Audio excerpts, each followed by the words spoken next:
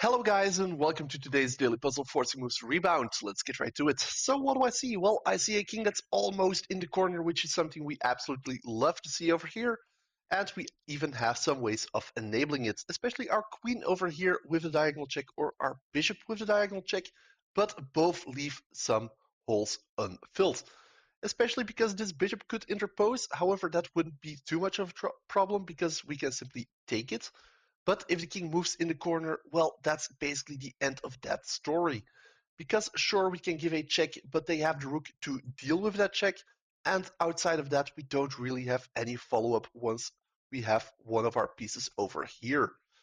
Now, however, if we do move over here and the king moves over, then we could theoretically move our queen over here, and then we would have a mate threat with our rook over here, because then they would be forced to take using their rook, after which our queen can take back.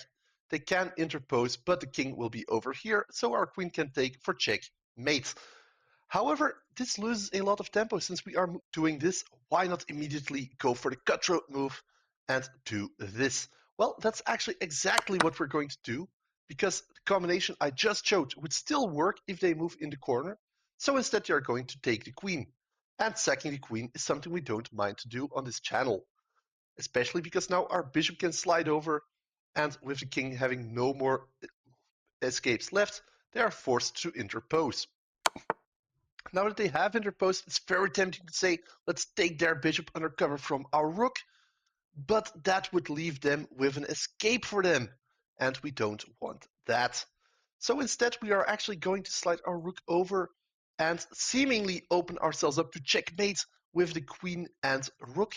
However, obviously, our rook can slide back at that point, but it doesn't only slide back, it actually opens a discover check on the king, and the king would have nowhere to go since our rook has its exit covered, meaning that it will be checkmate.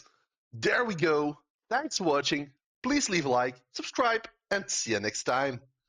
Bye.